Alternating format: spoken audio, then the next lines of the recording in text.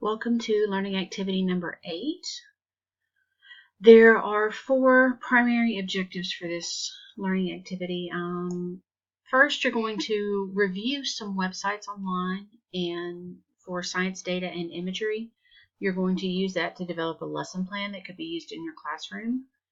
And you're going to apply theoretical understanding to the creation of lesson plans that are appropriate for your grade level, and doing that using the learning cycle format. So these are the 3 main things you're going to complete. They seem short, but they pack a punch, but they're really pretty fun. They're pretty good, I think. The websites that I've got created for you that I've selected for you are really kind of cool.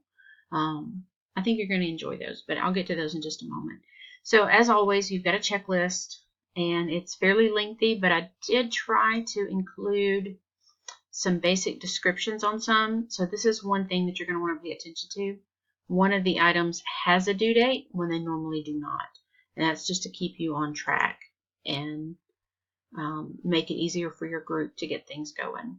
Your evaluation of instruction needs to be completed within the next week and a half, along those lines.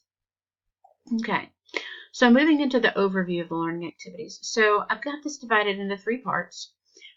Rather than in the past where I've told you to go through and read everything at once, start with learning activity 8, part 1, and read through what's here.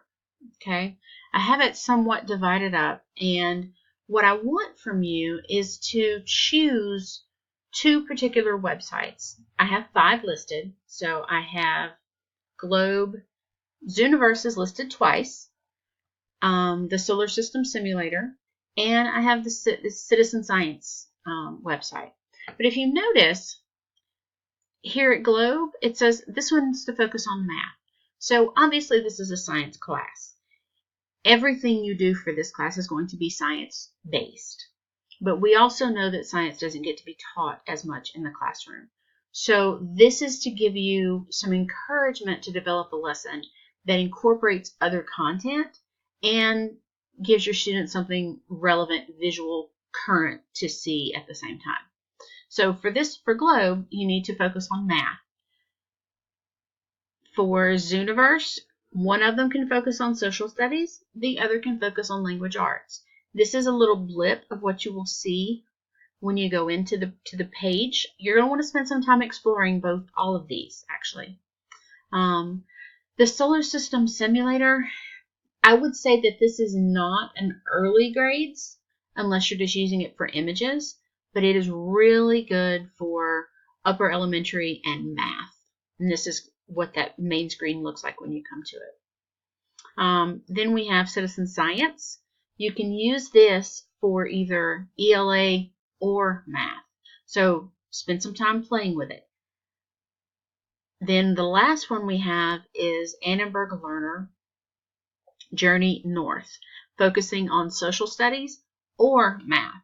This is a favorite. I'd like for you not to necessarily pick butterflies, but there's a lot of different migratory organisms in here that could work. So you're going to choose 2 of those to review. You can review more than 2 if you'd like, but choose 2.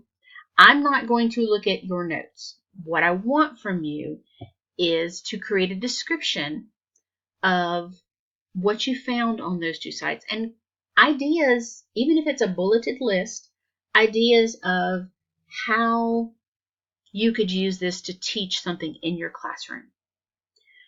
If it looks too difficult, go to a different grade level.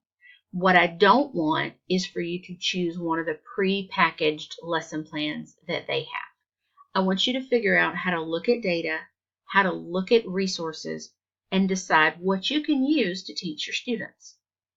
I've tried to give you some hints and some examples, and there are videos that walk you through these as well. But for your traditional write-ups, traditional discussion groups, you should have between 750 and 1250, and that's conservative because you're having to actually review 2 complete websites. And you've got about 4 days to get that done and get that in and posted so that your group has an idea of what's there. So this is a little bit of change for you, what is normal. Hangout groups, everyone's going to need to take those notes, but the Hangout group is going to talk through and decide who's going to do which particular page. All right, so let's go back. And I mentioned videos. So we're going to go part 1, and then we're going to look down here at videos. Journey North, Solar System Simulator and Citizen Science, Globe, and Zooniverse. This Cabinet of Curiosities is just a little bit of something fun and extra. It's not one you have to look at this time, but it may be something you want to use in the future. You can use it as a review if you'd like. But these are super short, just kind of walk you through the websites and how to find things and what to expect. Okay, so after that, we're going to go to part 2. And part 2 has the expectation of applying theory to integrate content. So basically what that means is you're doing the 5E learning cycle to create a lesson using the websites that you have. I've mentioned this again. I don't want a pre-made lesson. You've got some time to think through it. You've got to have at least 2 content areas. One of them is science, obviously, but this is your lesson plan. I'd like to see all of it. However, if you were someone who's already created the full-on lesson plan, choose 2 of your stages of the learning cycle. Explore, explain, whichever one works for you, and expand on that. So, the lesson plan, you have until the end of the time frame to get that completed. Now, the last thing in Learning Activity 8, and I put this in here because you may be able to play and connect it to your lesson plan. I'm not sure. You don't have to. That's not a requirement. But you do have to talk about tools and resources that you use in teaching science. So I want you to create a video, 3 to 5 minutes. I'm using Screencast-O-Matic, and it's a great one. So if you want to just pull up a picture of a tool and how things are used in science, this is what I'm asking for. You can have fun with it. I just need to know that you understand what some of the pieces of equipment are and how they're used to teach science, and that you will probably use them with your students. To make sure that we don't double dip and have too many people doing the same one, there's a sign-up sheet. If you click here, it takes you to a Google Sheet where you can write your name and claim the piece of equipment that you want to do your video on. And make sure you don't write over someone else's, please. I'd hate to have to come hunt you down and let them flog you or something. All right, so now we come down here to things to turn in. Exploring assigned websites. This is a discussion post. All of my groups are going to post to this. Hangout groups, you know how you're doing yours. You talk. Your note taker synthesizes.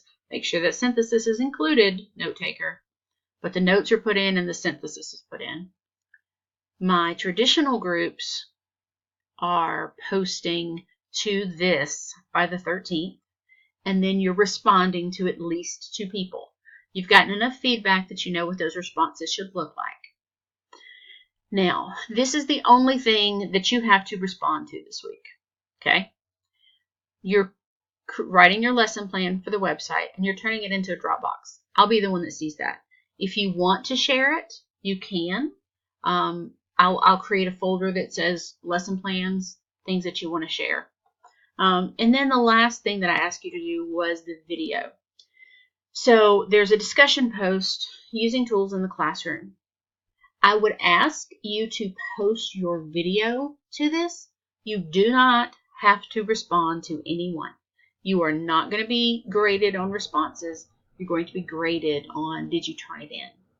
But I want you to share it here so that others can have access to the same video and understand maybe a little bit more about different types of equipment. So this is a resource for you to use in the future. So hopefully this helps.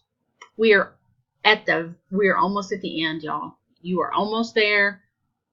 Finish line is in sight, and the craziness will end. Let me know if you have questions. Have fun with this.